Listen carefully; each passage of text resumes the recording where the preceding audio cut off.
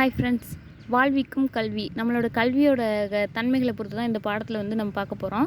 இப்போ ஃபஸ்ட்டு என்ன கொடுத்துருக்காங்க அப்படின்னா உலகில் உயிரினங்களில் மனித பிறவி தனித்தன்மையான ஒரு பிறவியாக கருதப்படும். ஏன் அப்படின்னா நம்மளோட எதிர்காலத்தை நம்மளால் சொல்லவே முடியாது. அதனால் இது ஒரு தனித்தன்மையான பிறவியாகவும் அருமையான பிறவியாகவும் கருதப்படுது அப்படிங்கிறாங்க. அதே இப்போ ஒரு வாழை மரம் வைக்கிறோம் அப்படின்னா வாழைக்கன்று வச்சு அதை அடுத்தடுத்த ஸ்டேஜில் அது வாழைப்பூ, வாழைக்காய், வாழைப்பழம் இந்த மாதிரி எல்லாத்தையும் தரும், வாழைத்தண்டெல்லாம் கிடைக்கும். இப்போ இதுதான் தரப்போகுதுன்னு நமக்கு தெரியும். ஆனால் மனித பிறவி அப்படி கிடையாது. அதனால இது ஒரு அருமையான பிறவி அப்படின்னு சொல்லியிருக்காங்க. அதே போல் காலமறிதல் அப்படிங்கிற ஒரு டாபிக் கொடுத்துருக்காங்க. இதில் என்னென்னா நம்மளுடைய காலம் அப்படிங்கிறது போயிடுச்சு அப்படின்னா திருப்பி கிடைக்கவே கிடைக்காது. அதனால் நேரமும் காலமும் போனால் திருப்பி வராது, அதை பயன்படுத்தணுங்கிறத சொல்லியிருக்காங்க. அதே போல் வள்ளுவரும் ஒரு 2 அதிகாரத்தில் காலமறிதலையும் கல்வியையும் பற்றி சொல்லியிருக்காங்கங்கிறத இங்கே கொடுத்துருக்காங்க. அடுத்து அழியா செல்வம் கல்வி அப்படின்னு சொல்கிறாங்க. அதுக்கு ஒரு திருக்குறளே கொடுத்துருக்காங்க. கேடில் விழிச்செல்வம் கல்வி ஒருவருக்கு மாடல்ல மற்றையவை அப்படின்னு சொல்லி கொடுத்துருக்காங்க.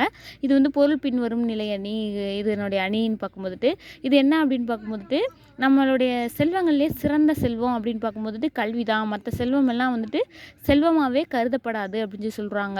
இங்கே ஃபஸ்ட்டே விழுச்செல்வம் செல்வம்னு சொல்லிட்டாங்களா. அடுத்து மாடல்ல அப்படின்னு சொல்லிட்டு அங்கனே செல்வத்தை தான் குறிக்கிறாங்க.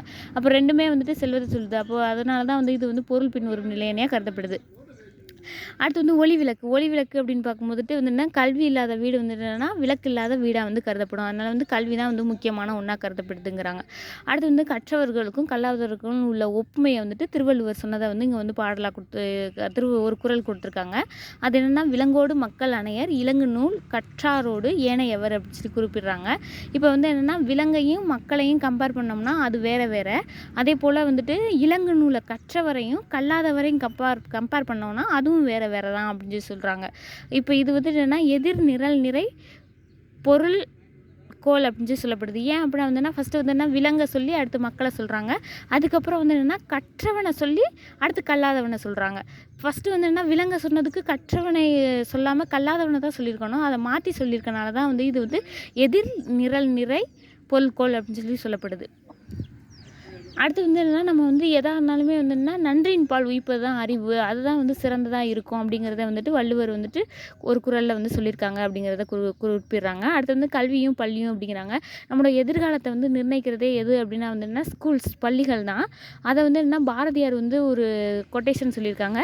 பள்ளி தளம் அனைத்தும் கோயில் செய்வோம், எங்கள் பாரத தேசம் என்று தோள் தட்டுவோம் அப்படிங்கிற கொட்டேஷனை இங்கே கொடுத்துருக்காங்க. அப்போ ஸ்கூலுக்கு போய் குழந்தைங்களோட எதிர்காலம் நல்ல நிலைமையில் பள்ளிக்கூடத்தில் தான் நிர்ணயிக்கப்படுதுங்கிறத இங்கே கொடுத்துருக்காங்க.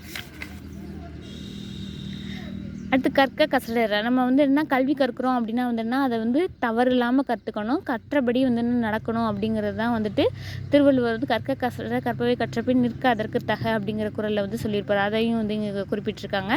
அடுத்து என்னென்னா இவர் தான் வி முனுசாமி அப்படிங்கிறவர் நூல்வெளின்னு பார்க்கும்போது திருக்குறள் வகுப்புகள் நடத்தியும் அடுத்து தொடர் சொற்பொழிவாற்றியும் நிறைய திருக்குறளை பரப்புகிற பணியை இவர் செஞ்சுருக்காரு. அதனால் இவர் திருக்குறளாளர் வி முனுசாமி அப்படின்னு சொல்லி இவரை அழைக்கிறாங்க. இவர் நகைச்சுவை தழும்பக்கூடிய தனது பேச்சால் மக்களை கவர்ந்தவராக இவர் கருதப்படுறாரு. இவருடைய நூல்கள் அப்படின்னு பார்க்கும்போது வள்ளுவர் உள்ளம், வள்ளுவர் காட்டிய வழி, திருக்குறளில் நகைச்சுவை அப்படிங்கிறது இவருடைய நூல்கள். அப்போ வள்ளுவர் உள்ளம், அப்புறம் வள்ளுவர் காட்டிய வழியிலே போகிறோம். அதில் ஒரு நகைச்சுவை இருக்குது. அப்போ நகைச்சுவை தழும்பும் பேச்சாலையும் அவர் என்னென்னா மக்களை கவர்ந்தவர், அதுவும் வந்துடும். அதுக்கப்புறம் இவருடைய ரொம்ப புகழ்பெற்ற ஒரு நூலாக கருதப்படுறது எது அப்படின்னு பார்க்கும்போது உலக பொதுமுறை திருக்குறள் உரை விளக்கம் அப்படிங்கிற ஒரு நூல் எழுதியிருக்காரு. அது ரொம்ப புகழ்பெற்றதாக கருதப்படுது. அடுத்து இவரோட கட்டுரை ஒன்று இருக்குது. அது என்னென்னா சிந்தனை களஞ்சியம் அப்படிங்கிறது. அந்த சிந்தனை களஞ்சியம் அப்படிங்கிற நூலில் நமக்கு கொடுத்துருக்காங்களே இங்கே கட்டுரை, வாழ்விக்கும் கல்விங்கிற கட்டுரை கொடுத்துருக்காங்களே, அது இவருடைய சிந்தனை களஞ்சியம் அப்படிங்கிற நூல்லேருந்து எடுக்கப்பட்டதாக தொகுக்கப்பட்டதாக குறிப்பிடுறாங்க. அடுத்து இவருடைய சிறப்புன்னு பார்க்கும்போது சிறப்பு பெயர்களை எழுதியிருக்கேன், அதை பார்த்துக்கோங்க. முப்பால் வித்தகன்னு சொல்லுவாங்க, திருக்குறள் கேசரின்னு சொல்லுவாங்க, திருக்குறள் ரத்தினம்னு சொல்லுவாங்க, தமிழ் மறை காவலர்னு குறிப்பிடுவாங்க.